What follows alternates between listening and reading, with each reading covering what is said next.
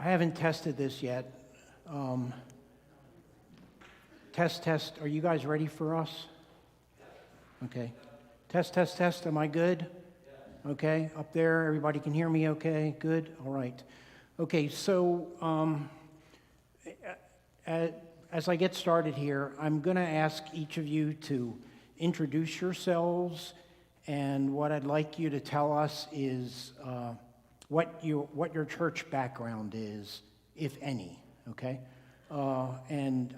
That'll take us to where we're going at the beginning here, okay? And if you don't mind, if you're up to it, I would like you to come up to this microphone and do that so everybody on the live stream can see your face and know who you are, okay? Good? If you're comfortable. If you're not, it's okay. So, okay? Well, I'll bring the microphone to you if you're not, okay? All right, good. So I'll start with this, and then we'll have everybody introduce themselves. So this is the class schedule. The dates are in your bulletin. We're skipping 2 dates in Lent because I'm going to D.C. to lobby for Southern Utah Wilderness Alliance, and the other time is I'm going to see my spouse.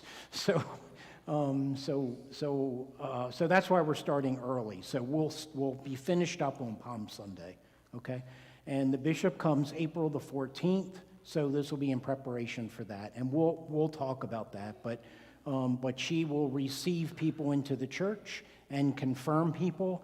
And as we go through this process, I'll explain to you the difference between reception and confirmation, which is not much, okay? But we can talk about, if you've been confirmed before and all that. But we're not going to do that today, okay?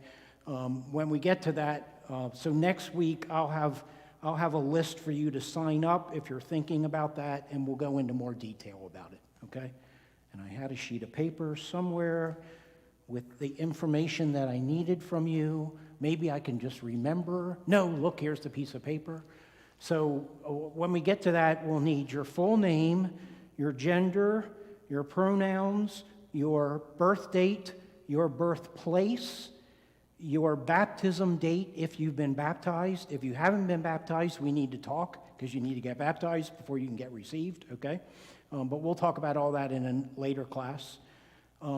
Where you got baptized, I'm talking about church, denomination, city, and state, and your mailing address. Those are the things we'll need, but I'm not going to ask you for any of that now. That's later, okay? Good, all right. Everybody okay? All right, so here are what we're going to do. So today, we're going to do church history up until the Protestant Reformation. Next week, we're going to go from Protestant Reformation and move to what happens to the church in America and talk about all that up until today. And then the third class is on the Book of Common Prayer and the liturgy. And I will talk about the Orthodox liturgy of the church and what we do here at Grace St. Paul's, which some people would consider non-Orthodox. I would argue that. But so we'll do both of those. Then the fourth class is the sacramental tradition, how we understand the sacraments and how all that works. And I'll give you a big clue to start with. I think everything is sacramental, so not just those little things we do in church. And then we're going to talk about church polity, how we govern ourselves. That may sound very boring to you.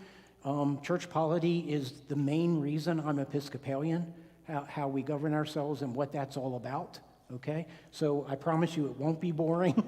And in the last class, we'll compare denominations as they exist in the world today. And that's a slippery slope and keeps moving all the time. But we'll do our best to do that. And then we'll have a little discussion about whether we are in a new reformational period in the church and what that means, okay? Good? Okay, so what I'd like you all to do is your name and what religious background you have, if any, okay? If you're comfortable sharing that, okay? So I'll go first to let you know how to do this. I'll turn this off, and we'll test this microphone. Is that working okay online? Thank you, Bruce. So I'm Steve Keplinger. I am the rector here, as I think you know, and I grew up in the Roman Catholic Church and came to this church for reasons that will become obvious as we go through this class, okay?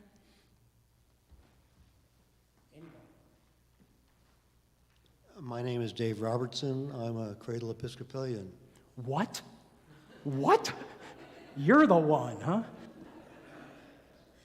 And I'm Diana Robertson, and I grew up Baptist. Southern Baptist? Conservative. Yeah, Southern Baptist. Okay, good. I'm Tim Wright, and I was not raised in any religion, and I became an Episcopalian about 1996. And I'm sorry, you started where? Nowhere? No I was religion? not raised in any religion, no. Okay, Yeah. thank you. Thank you, Tim. Hi, my name is Westwood Ayala Sheridan. Everybody calls me West.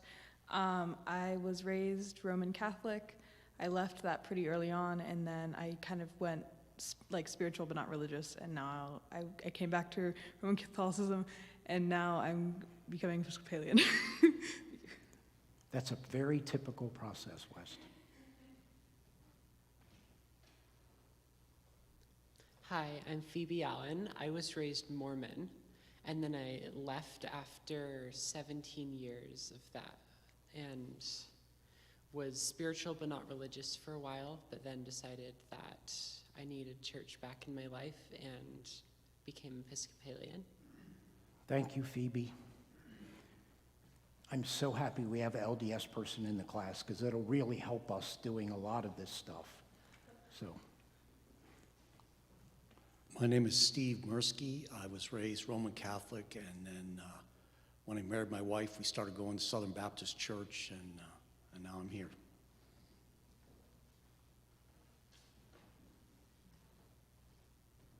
I'm Sarah Mirsky, and I was raised Southern Baptist. this is so cool. I love this. I should have everybody just write your names down today. I'm Chip Brocious. I grew up Presbyterian, and then learned more from my wife, who did not. Presbyterian? Okay, cool.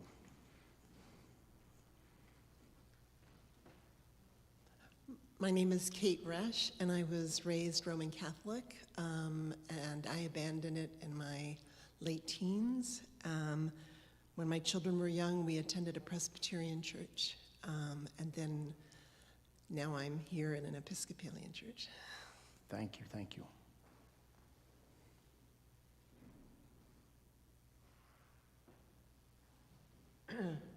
I'm Debbie Frick. I was raised Lutheran Church, Missouri Synod, left in my 20s, and also have had a little bit of experience attending church. I guess it's Episcopalian church. My mom is from Newfoundland, and I'd go to church with my family when I was visiting, but I think they're Church of England. Anglican, yeah, Church of England. Okay. Yep. All of that side is Church of Same England. tradition, yep. Thanks, Debbie. Missouri Synod, wow. Fun stuff. Stop laughing. I'm Dino DiConcini. My mother was Mormon, except she was excommunicated when she married my Italian father, who was a non-practicing Catholic. But she got the word, converted, and believe me, that's a pretty strong base. I spent a lot of time at St. Peter and Paul here. I now consider myself a recovering Catholic, and I have had a lot of relationships with the Jesuit order, and that has brought me partially back, but not enough. So I'm very comfortable here. Thank you, Dino, thank you. That's really helpful. My name's Lisa Jones. I grew up in Trinity Episcopal Church at Broad and 3rd Street in Columbus, Ohio, and didn't know at the time, but have found out since that Trinity is actually, I hate to use quotes, but low church, so doesn't do a whole lot of things. We'll talk about what all that means later. There you go. Yeah. And I came here to go to grad school and was here for a little bit, and then left for a while and came back, and now feel very much at home here, which I'm very grateful for.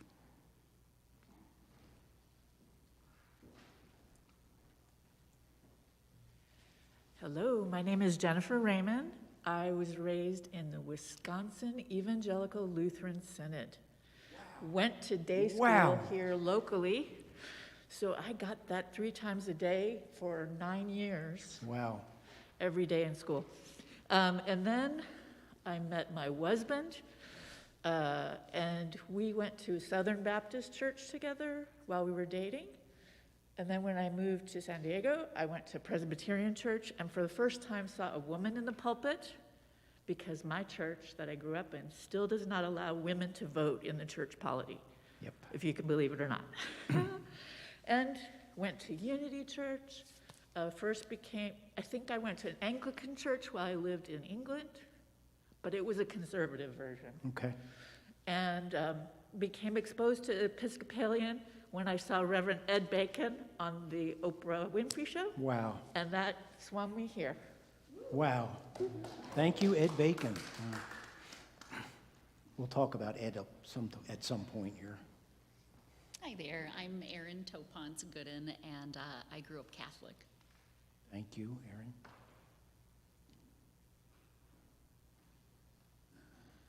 Hello, I'm Michael Gooden, and I also grew up Catholic. Thank you, thank you.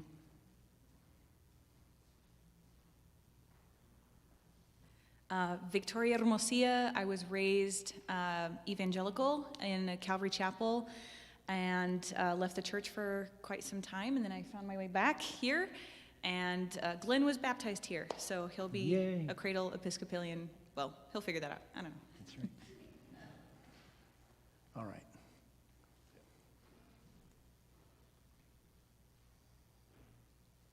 Hi, my name's Ricky Salas. I was not raised with any religion, but I've practiced a handful of religions over the years. Then I didn't do anything, and now I'm here. Steve, if I may.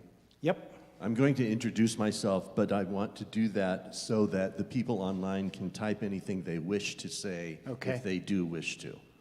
There are 3, sometimes 2, depending whether or not they're making their sandwich. Okay. I'm Bruce Anderson. I was baptized as a Lutheran in Wichita, Kansas. That's a surprise to Steve. And, it is. And I've also just been in Tucson in this parish since 1959. Let's see if anybody's typing Bruce is anything. pretty darn close to the person who has been in this church the longest. So I don't know if you're officially that, but it's pretty darn close. All right, so thank you all for doing that. I really appreciate it. What you just experienced is you're good, Glenn, you're good. What you all experienced is very, very typical of the Episcopal Church. In the church as a whole, did I say this morning? I'm thinking I already said this. 75% of the Episcopal Church, of people in the Episcopal Church, came from another tradition. 75%. So, I mean, that's way, way higher than other churches. So this is a destination church. People find this after whatever they've done. And you see our percentage here is even higher. We had 2 cradle Episcopalians in 21 people. So Grace St. Paul's, those numbers are even higher than on the national church level. People come from other traditions to this church. So the other reason I tell you that is because I want you to feel comfortable, okay? There are very few people here who have been here the whole time. Almost everybody comes from somewhere else, including me. So please understand that, and we're trying to learn together and figure all this out together. So. And I do have a couple people here. Okay, great. Okay, first of all, we have Lee Coleman, who was raised Episcopalian. Okay. We have Laura Coleman, who was raised Southern Baptist in Mississippi. Wow, real Southern Baptist. Right. Yeah. Southern Baptist. Okay. And then we have Josh Price, who was raised by an evangelical grandmother and a Catholic father, not baptized, but working to integrate faith in life. And I think I might know his grandmother. Fantastic, fantastic. All right, good. All right, I'm ready to jump in here unless we got something else. Thank you, Victoria. Thank you, thank you, thank you. Thank you all for doing that. All right, so today we have a lot of material, obviously going 1,500 years. So I'm going to rush through here, but just stop me if something doesn't make sense, okay, and I'll jump in. After today's class, things will go much slower. I won't have so much material. and it'll be a little bit more dialogue, okay, what we're doing after today. But today, I just have so much stuff to tell you. So if something doesn't make sense or you need more information, just stop me, okay? And I'll just keep going. Okay, so Jesus, what religion was Jesus? Yeah. So a lot of people forget that. So I want to say it up front at the beginning. Jesus grew up Jewish. He was born Jewish. He died Jewish, okay? He didn't start another religion. He didn't do any of that, okay? He was Jewish. He stayed Jewish. The church that came about as a result of Jesus was Jewish. It stayed Jewish throughout, up to about the year 100. Everybody that was a Christian, Christianity was just one of the sects of Judaism, okay? So at the time, there were at least 4 other sects. There was the Pharisees, and we hear a lot about the Pharisees in the Bible. The Essenes, which was an apocalyptic group that thought the world was going to end, and they hid out in caves and stuff. The Sadducees, that was the temple aristocracy, the folks that ran the temple. There were Zealots, and they were the political activists in the church, in the Jewish religion, and the guerrillas in that organization. And then came the Christians, which was a new little cult that had started within the body of Judaism. And it was pretty small at the beginning. So think about Roman society at the time. It's very, I'll just do a little deal here. You can do everything with a triangle. Oh, that one doesn't work. Roman society is very stratified, and it's very vertical, and it's very conservative, okay? And most people within Roman society were workers and people that did stuff at the bottom of this table. The rural workers made up the largest group of people in Roman society, and then there was artisans. And then there were knights. And then there was an urban minority. And I made that way too big. That urban minority was 0.002% of the population, so 1/10 of 1%. So a very, very small group. There was no middle class in Rome, okay? It was this group like this. A bunch of people at the bottom who are not making much money and are struggling to get along, and a very, very few people at the top who had all the money, all right? In the Roman culture, piety was very important, and you reached this stage of spiritual piety through reverence. A reverence for the past. So patriotism was very, very important in Roman society. And of course, in this stratified conservative vertical world, there is a strong emphasis on status. Status is very important. And religiously, of course, it's polytheistic. Roman society thought the more gods, the better. So they had no problem with other gods and bringing them in. That was great. Christianity had a little problem there because, as did Judaism, because Judaism said, wait a minute, we think there's only one. So that's where the tension started with Judaism and Roman society. All right? So Christians saw Romans as material-oriented and worried about this life only, and Romans see Christians as basically just weird. They kind of tolerated them like they would little children. They are certainly willing to add Christ to the pantheon of gods, but of course that's not what Judaism wanted. So Christians were persecuted sporadically, and I want you to hear sporadically. It's not like in the movies where you see every Christian getting tortured. It wasn't like that at all.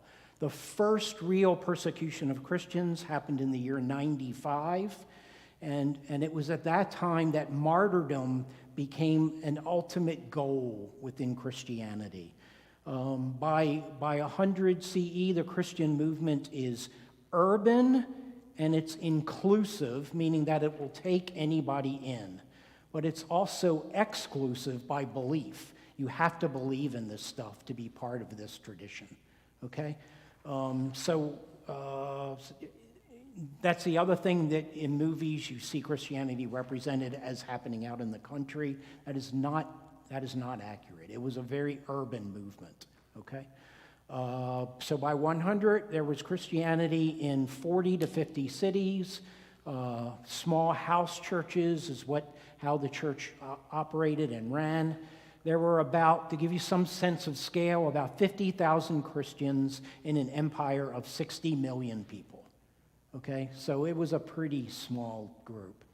But there's this real confidence within this group of Christians that they believe that they're living this life that Jesus portrayed for them, that they are taking care of one another, they're taking care of the entire community, and they're reaching out to everyone who's in need.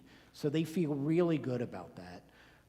Within these groups, there's a lot of discussion about authority in the church.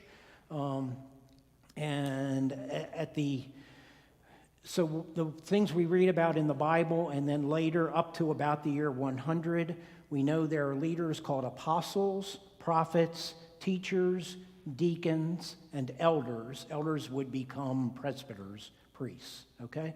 And then after that come bishops, okay? So before that, the church is very charismatic. It's spirit-led. There is not somebody telling you what to believe or what to do, okay?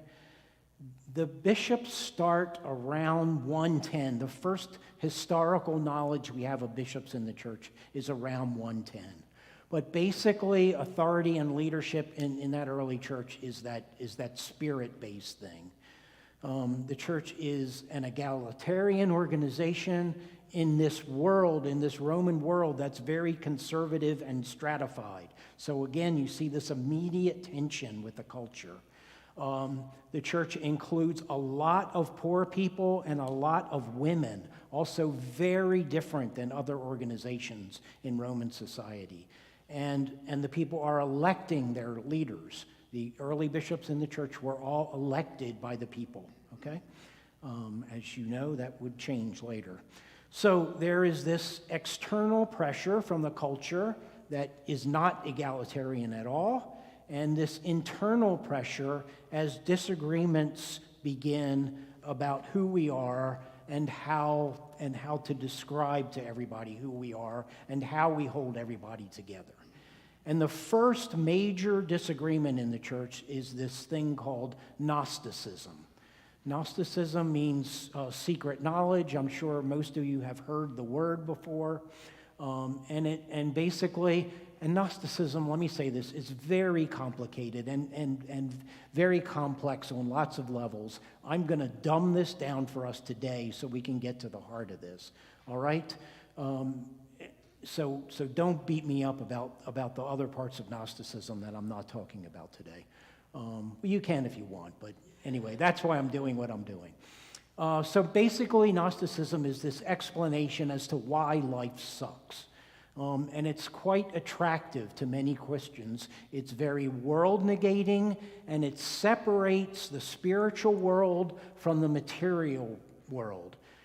So it's very dualistic in the way it understands things, and basically it says that material stuff is bad and spiritual stuff is good. And this would stick in the early church, even though they said that Gnosticism was a heresy. But that idea about material bad, spiritual good has stuck with us in different ways until today. That's why sex is bad, and unless you're in this little, I don't want to get into all that. But you see how it stayed with us in a certain way. But Gnosticism forces the church fathers to define, and it was just fathers at that point. We're going to talk about women in a few moments, okay? church forces them to define what orthodoxy is.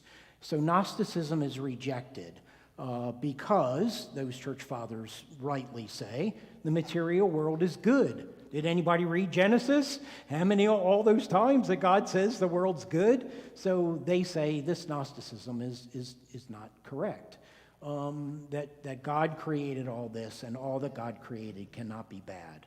And they also said there is no secret knowledge. All the knowledge we have is biblical, and we can learn from our ancestors, and there's nothing secret about this.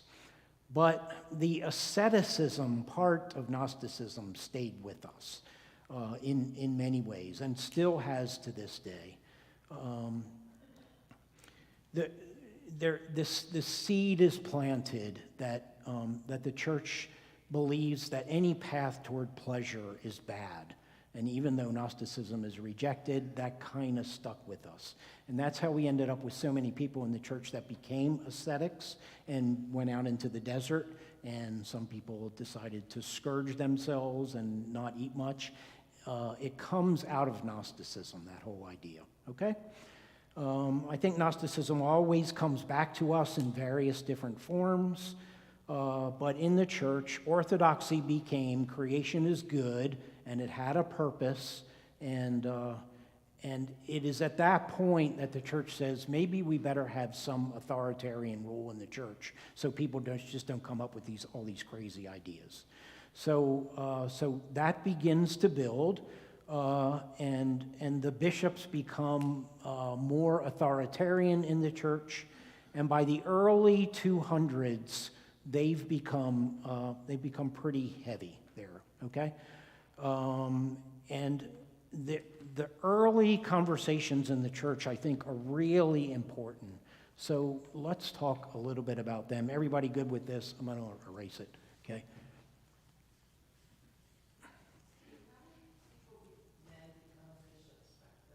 How many bishops were there? The people, they voted for them. Everybody voted for all the bishops in different regions in the early church. Very important to remember, because of course that would change in a different part of the church. Okay, so this early conversation about Jesus is really interesting, about Christ actually. And let me say that before we go on. Some of you may have noticed that I use Jesus to refer to the human being that lived on earth. And I say Christ when I'm talking about the Easter experience and what came about as a result of that. And I'm very conscious about using those terms, and that's why you hear us in church say Jesus the Christ. Christ isn't Jesus' last name, and the whole point there. Anyway, so I say that, and then I went and blew it on the first thing I said. But anyway, that's the goal. So these early Christological discussions are really fun and important. Some people don't think so, but I think they're really exciting because they say a lot about our church and where we came from, because these Christians are trying to figure out how they can be monotheistic, believe in one God, and believe that this Christ is godlike. And they don't know how to do that. And you see that whole argument occurring in the Nicene Creed. That's what all that language is about, which we will talk about when we get to the baptism class. But in these early conversations, there were a couple groups. One were called the adoptionists.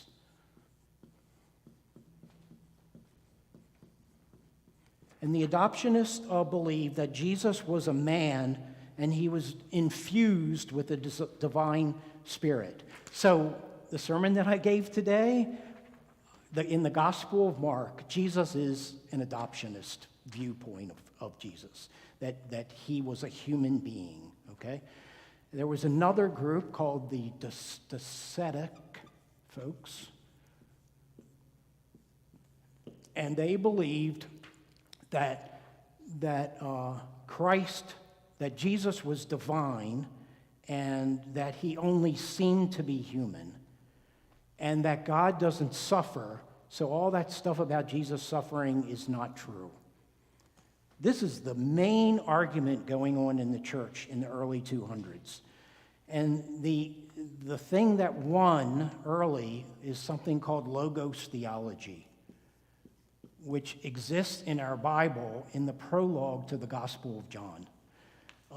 Logos theology came up with this idea of enfleshed incarnation, that Jesus was divine, but he was also flesh at the same time. And that's where we get all that human divine language in the Nicene Creed. But this is the big conversation out there, all right? In Logos theology, there's a lot of Hebrew Bible stuff. Here's another one I'll give you right now. Some of you may notice that I don't call the Hebrew Bible the Old Testament, because I just think it's not fair to Jewish people to call their book this old book that doesn't really, and then we have the new and improved book. So I avoid that language. That language is still used in seminaries to this day. I'm in the minority there, but I find it kind of anti-Semitic to say. So I say Hebrew Bible and Christian Testament, okay? So that's just an aside. This guy named Origen is the guy that really comes up with this Logos stuff, and he talks about Logos as a mediator between God and humans, that it's stuck with a material body, but it has this divine sense. A guy named Justin really articulated this well, saying that Christ is the mediator between humanity and divinity, a step below God and above humans. So you see how the argument's going there and how they're trying to figure it out. They don't settle this, okay? It continues to be a big topic of conversation. Meanwhile, in North Africa, another persecution begins. It's called the Diocletian persecution under that emperor. And during that time, a lot of people recant their faith so that they don't get killed. It created another major controversy in the church, and that is the baptism controversy. And this one has stuck with us to this day. There was a whole conversation. So after this persecution was over, the people wanted to come back into the church. And the church said, so should we let these people in who recanted their faith or not? And there's a lot of argument about that, and a lot of conversation about whether we should rebaptize people. Rebaptism lost. The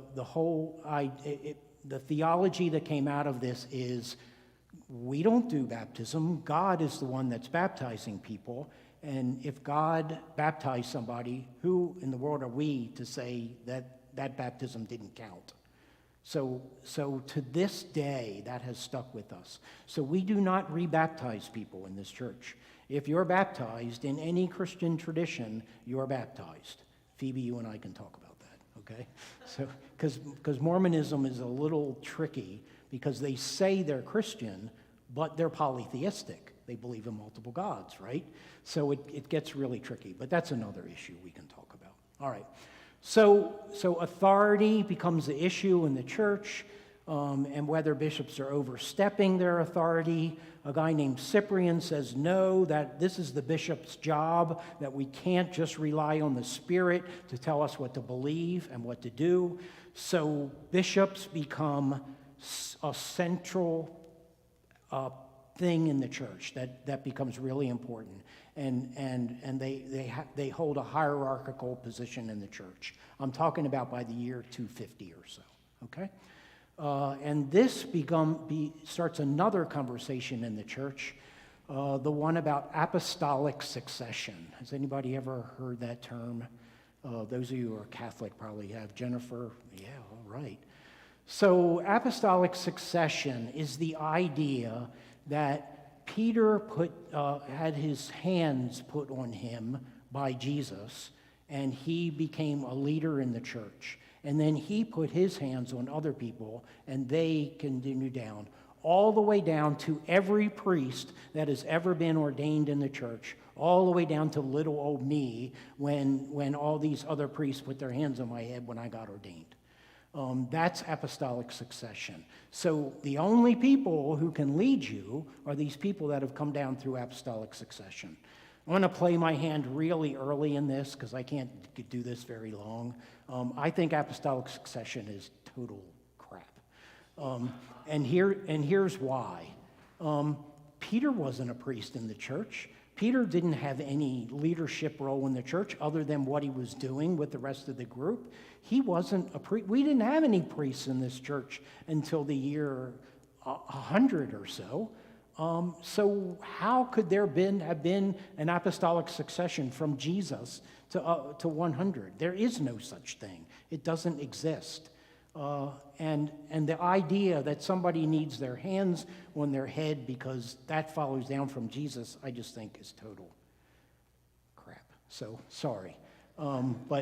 So I am not an apostolic succession person. So right now, the Roman Catholic Church, the Eastern Orthodox Church, the Episcopal Church, the Anglican Church, I think that's it. I don't think I'm forgetting anybody, are the churches that say our priests come all the way down through apostolic succession, and the only way we can lead is through us. And I just think that's bull. That was the first argument when we tried to join with the Lutheran Church, because they said, well, you guys broke that apostolic succession, so we can't be. We finally got past that. Thank you, Jesus. And that went away. So sorry to editorialize in there, but I just can't go with apostolic succession too long. Dave. Oh, go to the microphone, please. Thank you. So, in succession, If you can stand up there, I'll turn around so that people can see you that are online. in succession, Yep. there would not be the Episcopal Church we know it today if it were not for the Scots. Right? Yep, class 2. We'll Class do that 2. next week. Okay. Yep. You're absolutely right, Dave. Yep, and we're going to talk about how we did that. Yep. Scots. Yep. Because, of course, we're part of the Scottish, and we'll talk about that next week. Okay? All right, so at this point, the bishops become the central authority figure in the church. We know that, as I said, there were bishops in 110, but their authority does not become institutionalized until around 250, okay? And Cyprian begins that use of language. He's the first person that differentiates between clergy and laity. And he calls the Bishop of Rome one bishop among equals. Don't forget that, okay? That from the early tradition of the church, the Bishop of Rome was the same as every other bishop in the church. Pay attention, former Roman Catholics, okay? All right, so let's get to women. All right, so let me give you this.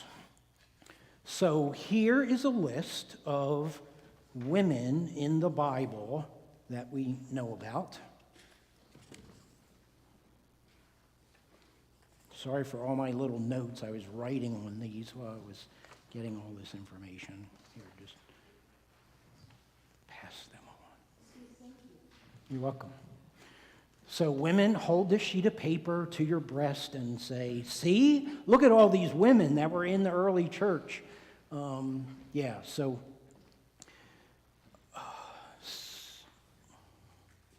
let me just have one of those, thank you. So you see them all there. So Phoebe was called a deacon. We have lots. Prisca was running a church in 1 Corinthians. Chloe was a big leader in the early church, as was Lydia. Lots of these folks were doing heavy lifting, and they were running house churches in the early days of the church, okay? There's this book out called When Women Were Priests. I really wanted that book to be accurate. It's not. So don't go there. There were no women priests in the early church. There weren't any men priests either. We just had bishops. But once we got to the institutionalized church, all those women leaders who are running all those churches are gone. Okay, they're all. The culture has just been too difficult for all this to happen. So whereas the church started with mostly women and children and some men, the pressure of the Roman world and the patriarchy of all of that really knocked women out of leadership roles by the year 250. Okay, all right. Let's go to 313. In 313, the Emperor Constantine comes to power, and he has this experience on the battlefield. Do you all know the Constantine story? Do any of you know the Constantine story? So Constantine was doing this battle. They were losing really bad, and things looked very, very bleak. And he is said to have asked for God's intercession through Christ, and he used the symbol of a cross to ask for that. And then the story goes, there is these clouds in the sky, and the clouds part, and a cross forms in the clouds, and suddenly the battle turns, and Constantine starts winning, and he wins the battle. Okay? Immediately, Constantine says, I'm a Christian. And if Constantine's a Christian, then everybody is a Christian in the Roman Empire. So that happened in 313, and after that, everything in the church changed. Now, we can have a conversation about whether Constantine actually had a religious experience or if he was doing that for political reasons. There are scholars on both sides of that argument, and it's pretty, last time I checked, it was pretty 50-50 about what people think Constantine was up to there, and whether that was a valid experience or not. But whether it was or not, he did. So overnight, the church became imperial. They had money, they had power, they had visibility, they had legitimacy. The bishop replaces the philosopher in the community. Christianity is now responsible for the culture, so they need to define who they are better. And we have more controversies, these Trinitarian controversies, and they finally Constantine says this is not going to do for the religion of the empire. So he takes all the bishops and he locks them in a room and says, you're not coming out until you define orthodoxy and what it is we have to believe. And that happened in a place called Nicaea, and that is where we get our Nicene Creed. It is those bishops locked in a room who had to come to terms with all of this. The big fight at the Council of Nicaea was between a guy named Arius and a guy named Athanasius, and people spend their entire careers talking about these Trinitarian controversies. Again, I'm going to take it down to this really quick explanation. Arius said that there was once a time when the Son was not, that Christ, there was a time when Christ didn't exist. And so the Son is not begotten from God. And if God is the only thing that's uncreated, then there can't be two unbegottens. You got that? I know that's no? Okay.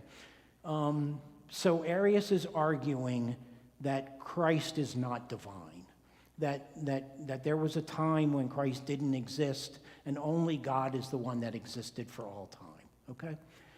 The Arius was winning the argument big time at Nicaea, but Athanasius came up and said that no, the Father and Son share the same nature, And because they share the same nature, then Christ is part of God. He is persecuted at the Council of Nicaea. They throw him out on his ear, but as things happen in these kind of situations, and the bishops are all trying to get out of this room so they can leave again, the crowd starts to turn towards Athanasius's viewpoint, and that's what stuck. And that is what you read in the Nicene Creed. So, when we're doing the Nicene Creed in church, I want you to understand where it came from and why it existed. And it's answering all those theological questions. We're going to talk more about that in another class. But that's how we got it. All right? Nothing was settled after the Council of Nicaea. There was another council in Constantinople in 381. That was to finish what happened at Nicaea. And the eastern part of our church, led by two Gregories and a guy named Basil, came up with this idea that there was, I'll use the Greek language, one, because there is no English for this, one ousia in three hypos, one nature of God. Now, if you know what that means, you can explain it to all of us, because we have argued about this for the last 2,000 years. But that kind of solved the issue. So we came up with this 3 persons in one God thing, and that's how we ended up solving this. All right? Good? All right, these are heavyweight things, but we're going through really quick. Augustine of Hippo is the Western equivalent to the Cappadocians, the guys that in the East that help us solve this. Augustine comes up with the idea of, he believes in this thing called, how do we do this? Inherited original sin. So let's talk about original sin. Anybody know what original sin means? Okay, somebody just... Thank you, Wes. That's fine. We all of us carry this sin on our souls because of the sin of Adam and Eve. So Augustine comes up with this whole idea of predestination, that double predestination, that what is going to happen to us in the afterlife is already settled beforehand because of this inherited original sin. And that becomes the centerpiece of baptism in the early church. That baptism is what allows you to get that original sin off of your soul, okay? And that's what saves you. There was another guy named Pelagius who argued the opposite of Augustine in the Western world. He talked about free will, that we all make our own decisions about what we should do, and that humans can control their own destiny. So I'll let you guys think about that, but here is the very important artist's rendition of the difference between the Augustinian and Pelagian's approach to sin.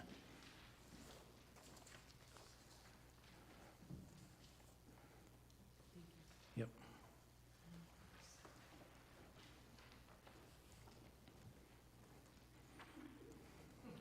Okay, thank you, somebody, for laughing. All right. So, of course, you see that the argument is how the argument's coming down is exactly the same. But this whole issue of original sin will become extremely important to us. And let's just go ahead and do that. So in the Western Church, because of the way Augustine understood original sin, baptism became the way to get that sin off of you and for you to be saved. The Orthodox, what would become the Orthodox Church, the Eastern theologians in the church, they never understood original sin that way, as Wes just described it. They understood original sin to be the sin that we all commit, that all of us are human, that all of us screw up, and we're all going to make mistakes. And their argument is the first 4 stories in the Bible, Adam and Eve, Cain and Abel, the flood story, and the Tower of Babel. And all of those all four stories tell the same thing. Human beings screw up. God sees them screw up. They ask God for forgiveness, and God forgives them. I'm oversimplifying, of course. So the Eastern theology says, no, we don't have something on our soul that we can't get rid of. All of us sin, and original sin is the origin of sin, the sin that we all do, that we don't do anything about, okay? This is important because in the Episcopal Church, on this issue, we are much more orthodox than we are Western in the church. We do not believe in original sin as a concept in the church. Let me take that back. You will find Episcopalians who believe all kinds of things, and there are plenty of Episcopalians who. But generally speaking, we are much more in the Orthodox camp than in the Western camp, than in Augustinian camp. So we do not believe that if you don't get baptized, something's terrible going to happen to you. We don't believe any of that, okay? We believe that baptism is bringing you into the community, and we'll talk more about that when we get to sacraments, all right? But that point's really, really important, okay? All right, something else happened in the world around 420. Any historians in here? 420? Okay. This always surprises me because I thought this is the thing everybody would know, but nobody ever thinks about this. And I think it's because of the way we've organized the church. That's about when the Roman Empire collapsed. So of course, when the Roman Empire collapsed, so does Christianity because it's all tied to the Roman Empire. So everything changes again after that in the church. So the church is in this new world. What did we used to call that age that we're not supposed to call it anymore? The Dark Ages. What's the new term? The early Bronze Age or whatever. But it really was a time when we lost a lot of our educational backgrounds, and everything that the Roman Empire had built up is now gone. There are people just struggling to survive and live across the earth. It's a very different time. So between 500 and 800, the church is in a very different place. And there's a lot of stuff about how to survive in this culture and what's going to happen. The church becomes much more a church of the people, and the people can't read, and they're not educated for the most part. So this is when the whole idea of saints comes along, and all these people that maybe can help you and pray for you. It's also the time of the rule of Benedict, this early monastic process in the church that helps people calm down in the midst of all of this, and kind of takes the church back to its roots. It offers some sense of calm in this very chaotic world after Rome's gone. And the monks become the spiritual leaders in the church during this period of time. The world is tripartite. We have Western Christendom and Byzantium in the east, and then this is the rise of Islam. So there are a lot of clan and king societies in the world.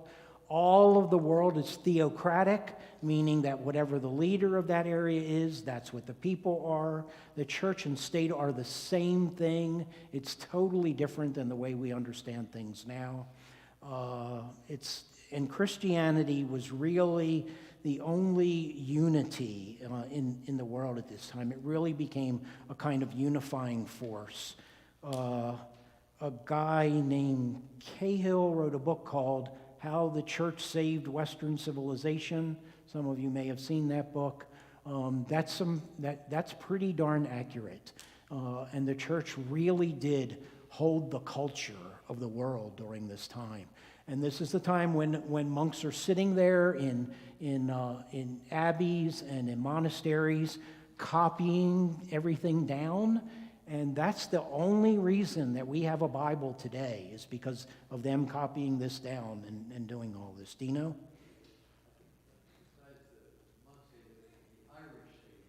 How the Irish saved civilization. Thank you. Yes, exactly. Dino just said it. How the Irish saved civilization. That's the correct title. Thank you, Dino. So that became really important. And it's not just the religious books that they are copying. It's everything that we have. We wouldn't have any books from Greek or Roman culture if it had not been for those monks sitting down copying all that stuff. So clergy and saints became the kind of the stability in this very splintered world. And this is where the miracle stories start to blossom in the church, because that became very important. The cult of saints is really important because you can't read this stuff. So popular belief in these kinds of things became really important. You can still see that kind of religiosity in places like northern New Mexico in America, where there is still a very strong cult of saints, or in Mexico today. That comes out of that experience from the period from 500 to 800. Suffering and pain become a major part of life, so the cult of saints is very important. In the West really nurtured dead saints. We really honored people who had already died. This practice has continued in the church now. In our Eucharistic prayer every week, you see that I list people when we get to the end of the Eucharistic prayer. They are all people that we recognize as helpful to the tradition in some way, or somebody who did something wonderful for humanity. So I put them in each week just to give you a flavor for that. And all of our saints are still to this day dead. We don't give anybody sainthood until they die. Go ahead, Lisa. So with the saints, when did the idea of miracles? Talk about miracles.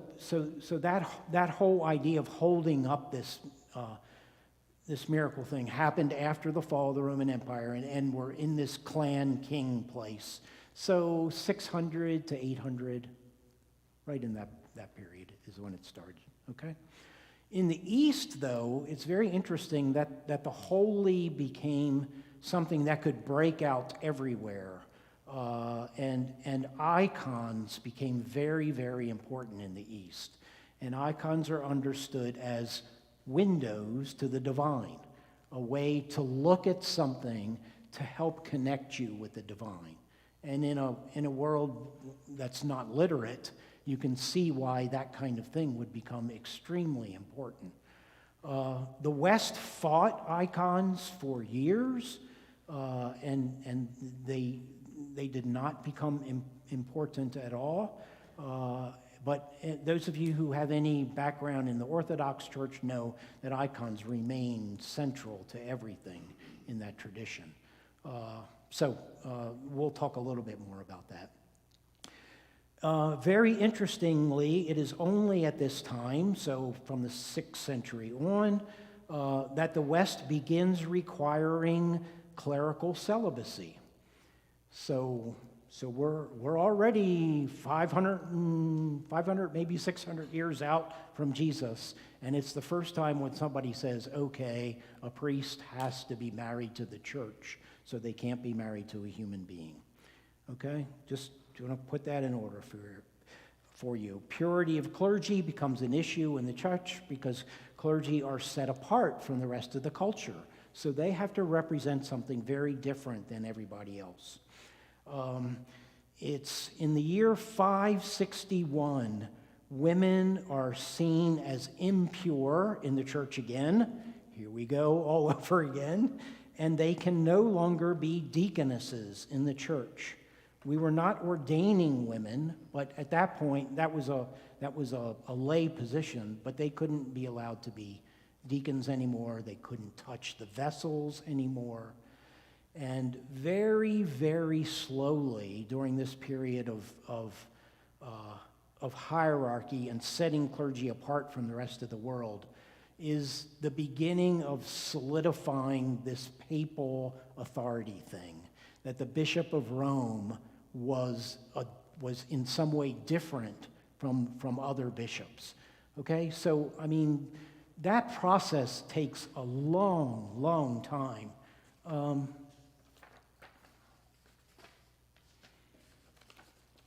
Here's something that you can look at in your leisure, but it's from about 391 until, well, really up until the donation of Constantine in 754, where this whole process of taking the Bishop of Rome, we're going to talk about that later, okay? Where the whole idea that the Bishop of Rome was more important than other bishops began. So I would love to be able to say to you, so here's the day when somebody said the Bishop of Rome is now the Pope and he's more important than everybody else. But it didn't happen like that. It happened over a very long period of time.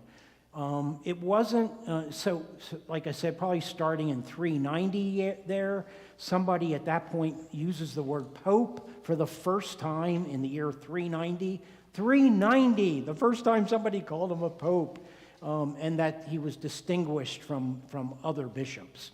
It wasn't until the 11th century that the term Pope could be used for any bishop. So that process continued over a long period of time. I just want you to get that the idea of a pope was not something that started with Peter. Okay, I don't know how somebody would get to that place, but that's just not accurate. And Catholic scholars will tell you the exact same thing. Jennifer. Yep.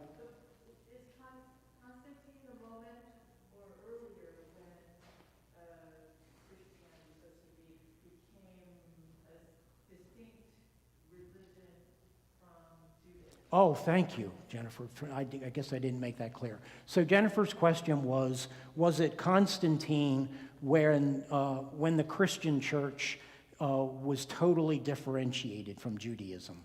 And I guess I didn't make that clear. No, it happened way before that. Those arguments start in just after the year 100. And at that point, the Christians are starting to feel this tension within the synagogue about their presence being there, and this whole conversation about monotheism and how that's coming down. It's really, really difficult. And you can feel that tension in the Gospel of John.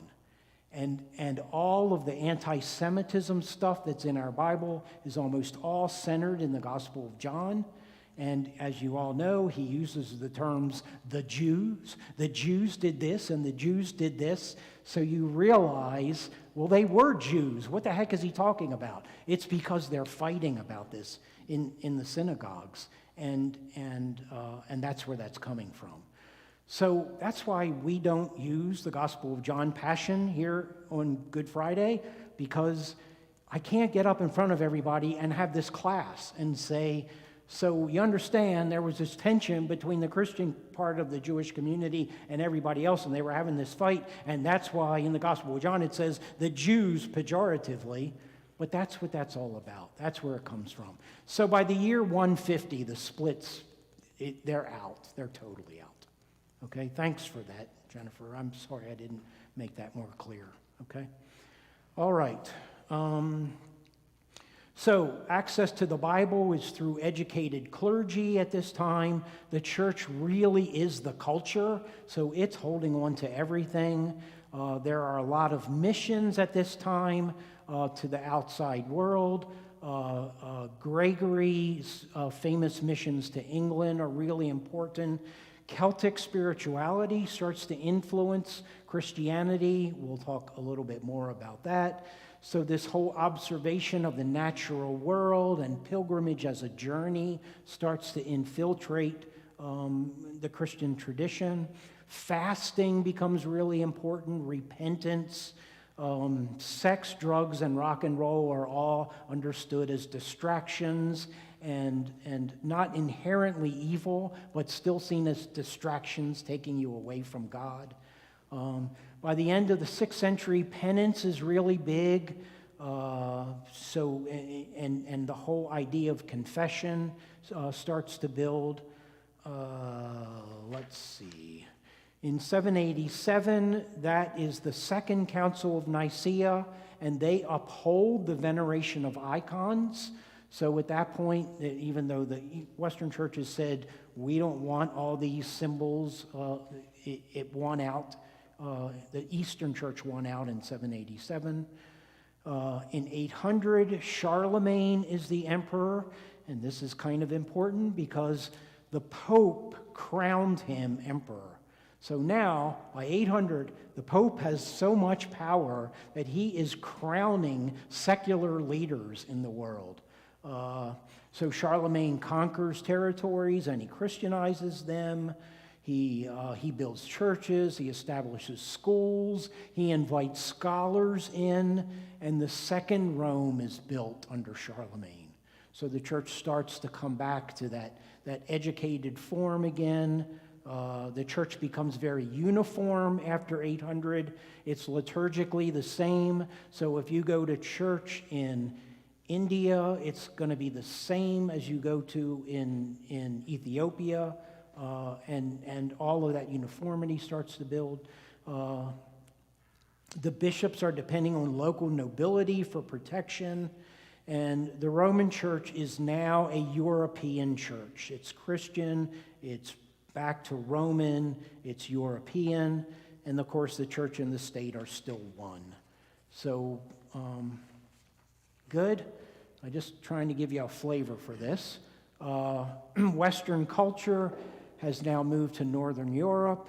There are coronations of kings, and those coronations are modeled on Episcopal consecrations. So what we did under the Roman Empire, consecrating our bishops, that becomes the way that kings are coronated in the rest of the world.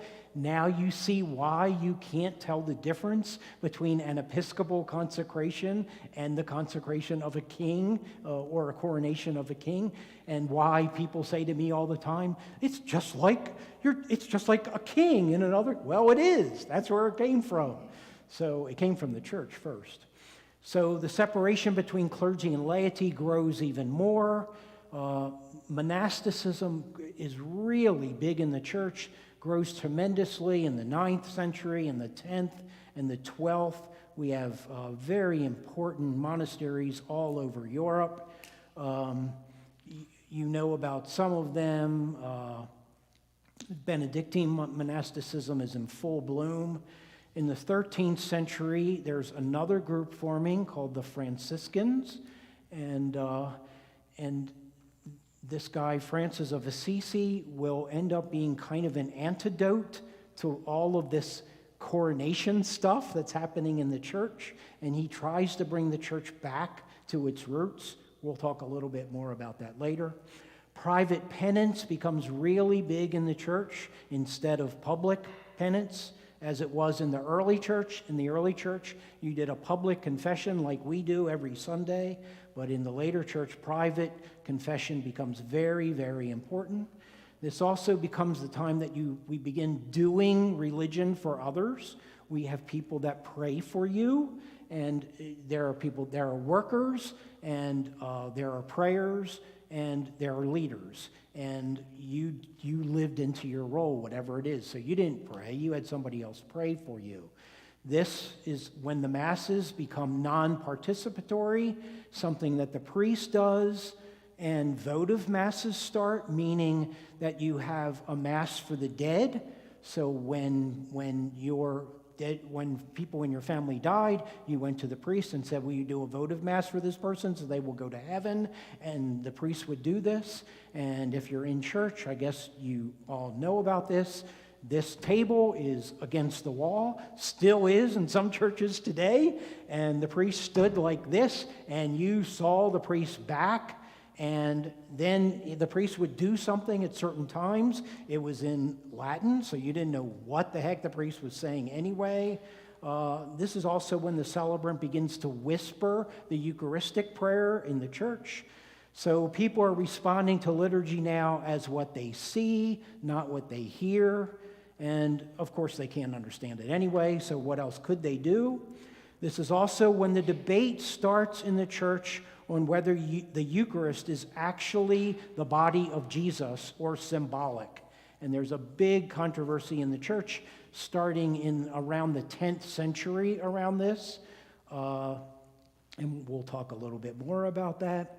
In the 10th century, true Christians are now monks, and monks' work is to intercede for those who have died.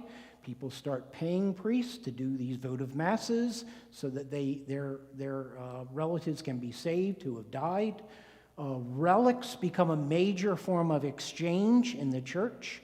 Relics of dead saints or whatever. It becomes a thing of power in the church. Monks start stealing them from each other and from each other's monasteries so they can have more power. Now we are using unleavened bread instead of real bread in church, and the host is treated as a relic, as something to venerate. It's very holy, it's pure. People stop going to communion because it's too holy. They are sinners, and they can't take part in this thing. Only the priest can do that. So turn over your pig thing and look at the little drawing on the back of your pig. So anybody know what that is? And this is going to get me in trouble with some folks, but that is a monstrance.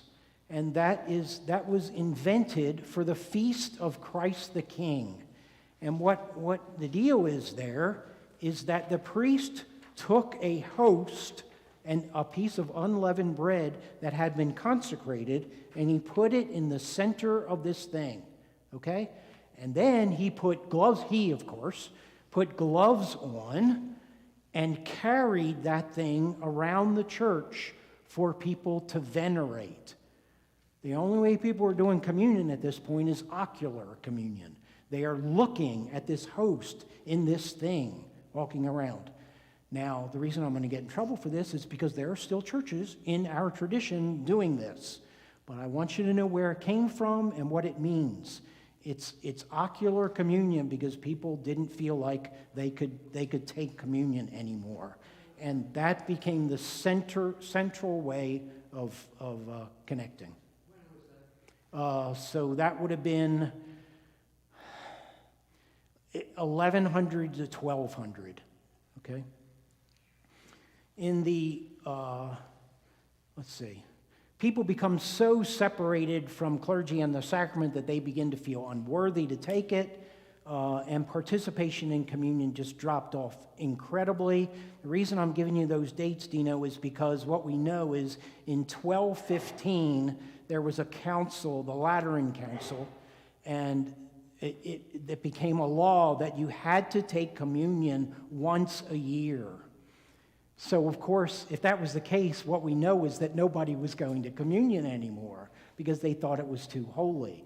So they actually made a rule that you had to go to communion at least once a year, and that became known as the Easter obligation. And those of you who are from a Roman Catholic tradition may know that term. I believe it still exists today in the same form. It means that if you have to take communion at Easter, and if you don't, you're separated from the sacraments. That comes from the year 1215. In the 11th century, there's this full fight on this actual flesh controversy. Does something chemical happen when the priest says the magic words? What are the magic words in Latin? Hoc est corpus. Okay, that's what do we do with those words in our culture? Hoc est corpus. Hocus pocus, thank you. That's where we get the words hocus pocus. It comes from when the priest is elevating the bread and the wine and says hoc est corpus. Nobody knows what the heck he's saying. Nobody knows anything. What they know is that the bells ring in church at that time, and that is the moment where this magic is happening and this bread is turning into something else. And the wine is turning. So everybody, if you're walking down the street and there's a mass going on and they hear the bells ring, they drop to their knees because this is the moment when the magic happens and everything changes, okay? There's a whole big fight about that controversy, and the word that becomes used is transubstantiation. That means that the bread and wine physically, chemically turn into body and blood. So there's a whole movement around that. The church establishes its political position over the state. The church becomes as important as any other group in the world, and in some ways more important. In the 11th century, clerical celibacy is enforced for the first time. The 11th century, okay? 12th century, the church is celebrating its power and prestige, and we get all these churches with all this great Gothic architecture because the church has so much money because it just keeps rolling in. Why does all that money roll in? Not only are people donating to save their souls and paying to save their relatives who have died so they can go to heaven, but all the priests are now celibate, are not married. So they have no offspring to give their stuff to. So guess what happens to all of those priests when they die? The church takes all of their property. And that is, in my mind, the most important thing about clerical celibacy. Okay? We got all the crusades in here to talk about. It's a struggle between the Pope and temporal rulers. The Pope sees himself as more important than other leaders in the world. By the 13th century, Pope Gregory IX is investigating heresy, and you all know that people were killed in that process. In the 13th century, scholasticism returns. Thomas Aquinas is a big part of that. The transubstantiation debate is kind of solved by the idea that what we taste is bread, but substance becomes the literal body of Christ. So think about where we're coming from the early church, okay? We talked about the Feast of Corpus Christi. That became the central feast in the church because it represented the ordering of society, and everybody got to do this ocular communion. And that's what that monstrance comes from. Francis of Assisi, of course, is in the middle of this, and he is trying to link the church back to the early days. He's trying to link the church back to creation, and that's why he starts these vows of poverty, and it's really a backlash to everything that's going on in the church. The Mass by the 13th century is totally seen as a sacrifice. It is a literal redoing of Jesus' death that is only understood as blood atonement, that Jesus died so that our sins could be forgiven, and every Mass was to do that same thing. All right? This is also when the doctrine of purgatory begins. So you all know about purgatory, I guess, this idea that people have sinned in their lives, so they can't go directly to heaven. They have to go to purgatory, which is just exactly the same as hell, except you get to leave. So that's when you see everybody's trying to make all this even and make all this come out. Limbo is also invented during this time, and limbo is because of that rule about baptism, that if you're not baptized, you can't go to heaven. So what happens if you're a baby and you're never baptized? So they invented this place called limbo, where all these babies, I guess, float in space.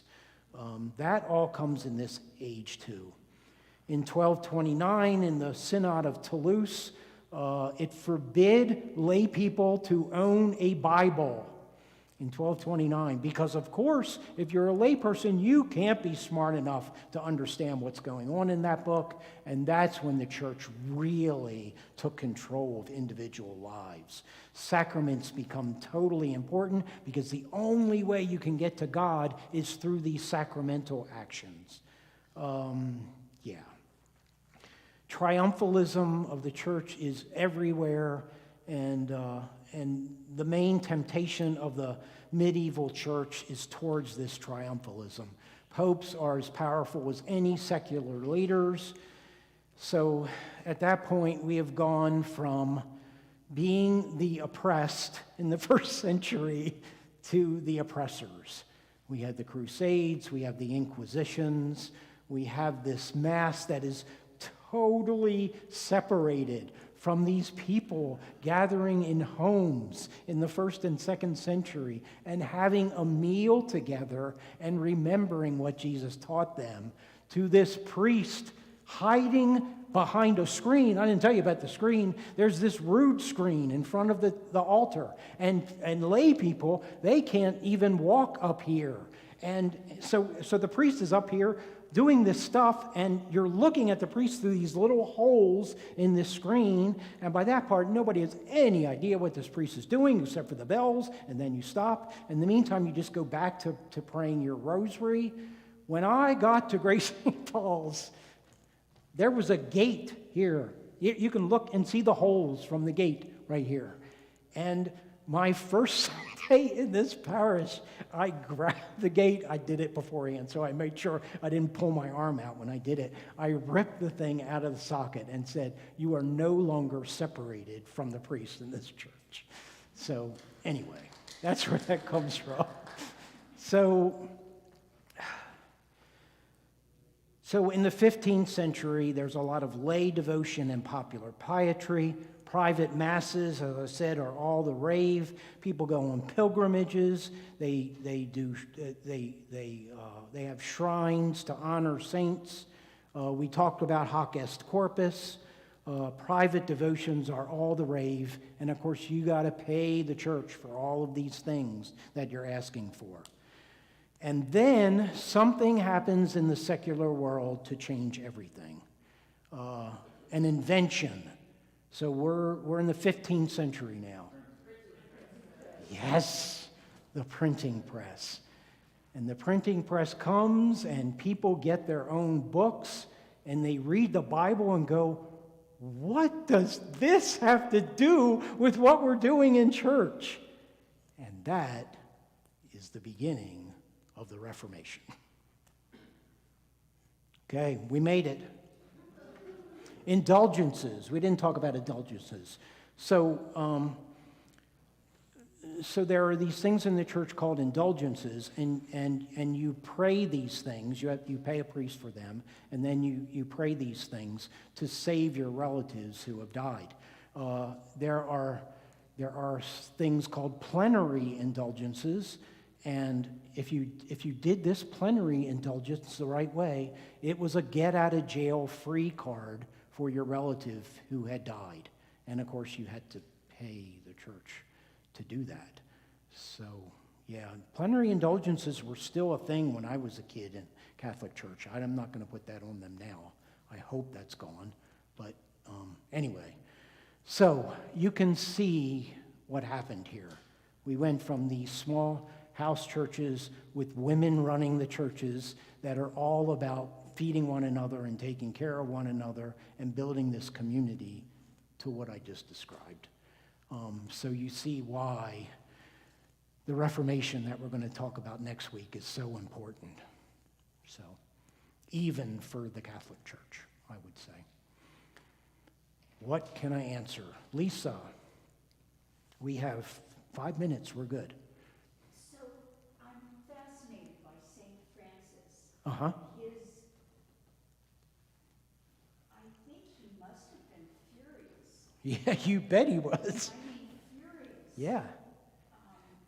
Yeah, some of us today can relate to that. So that's why Francis is such an important person in this church and in our own tradition and that whole Franciscan tradition.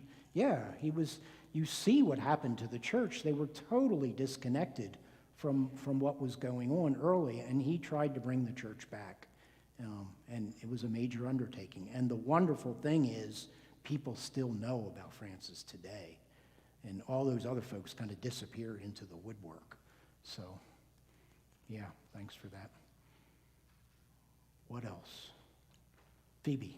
So, the idea of apostolic succession, Yeah. would that be similar to the Mormon idea of like priesthood line? Yes, yes. Yep, so Phoebe's question was, is apostolic succession in this tradition similar to, what is it called? The Mormon line, I'm forgetting the formal name, but it's like line of priesthood. Yeah, so she's talking about the priesthood line in the LDS tradition. So in the LDS church, what they've done is try to connect their very recent history, the church didn't start until 1850, to the ancient church. So what they've done is said that the LDS church came out of a couple Hebrew tribes, and those tribes got planted in the United States, and so it's the same line of succession. Yep, that's how they made the leap there. I think that's pretty accurate. Yeah, and then I think another side of it is that they say that Peter came down and gave Joseph Smith the priesthood. Thank you. Thank you for that. And we'll talk about that in later classes. But Phoebe said that in the LDS tradition, Peter came down from heaven and presented the golden plates to Joseph Smith. So there's this connection with the ancient church. And of course, you need to come up with some way to do that if your church is so new. And there was a whole rash of churches in the United States that formed in the 19th century. And we're going to do that in a later class and talk about all of them. Mormonism is only one of many churches that formed in this country. Most of them are apocalyptic. They're about the end of the world. But all of those kinds of churches are purely American phenomenons. Didn't happen in other places. And it's very interesting how our history created this time where we had this explosion of churches growing in this country. Yep. When did they invent the Trinity? That's a really good question. So it started during that Christological controversy in the 200s, because there's some conversation about how do we keep monotheism and have Christ. So when they came up with the idea of enfleshed incarnation, then there had to be some connection there. It was not described as the Trinity then. That didn't happen until the Council of Nicaea.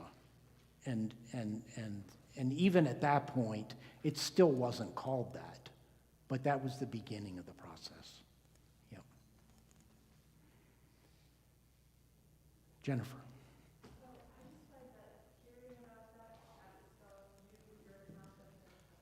Yep.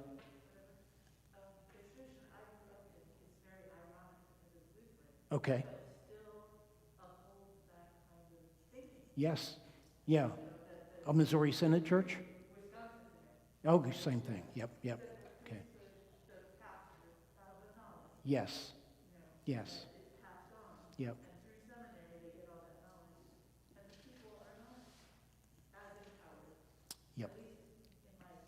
Yep.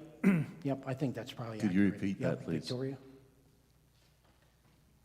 Just repeat it if you please. I didn't hear any of it. You haven't heard what? Oh, Jennifer's. Sorry. Jennifer's going to give it to you, and then Victoria, and then we have to stop. So what's ironic is growing up in the Wisconsin Synod Church, which comes out of the Lutheran tradition, which I think rebelled against the apostolic succession, still feels like, in my experience of it, this message is what I got, that the priesthood is where the knowledge lies. and your own intelligence is not where the knowledge lies. Anyway. Thanks for that. Victoria? In the Catholic tradition, Uh-huh. when it comes to communion, I noticed that you're not allowed to take communion unless you're confirmed in the church. Correct. And so, like, where did that come from, and why did that separation, even within the even within people who attended the church, where did that come from, and why is that stuck around? Okay, so we're going to talk about that in the class on sacraments, but just very quickly, confirmation was originally part of baptism, and it got separated in the probably 5th century or so, and so the church, the Roman Church, still saw that as the completion of baptism. To this day, they see confirmation as the completion of baptism. We see communion as the completion of baptism. So if you're not baptized, if you're not confirmed, then you're not fully baptized. So the only way you can receive communion is that way. You know?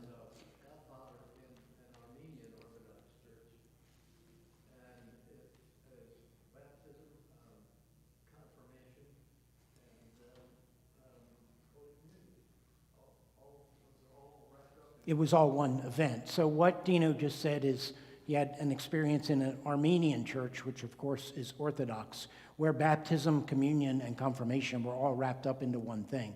And that makes total sense, because in the Orthodox church, it is all one thing.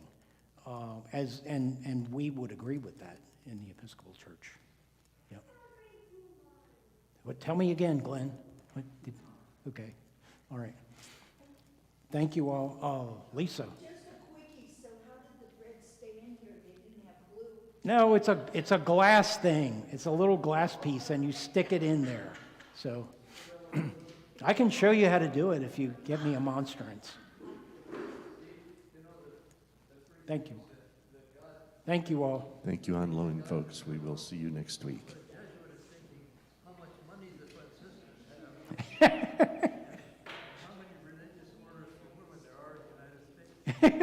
I love it. I love it. Yeah, I'll take whatever. Thank you all. Thank you. So we're back next week, okay? Yeah, take whatever. Yeah, they're for all of you.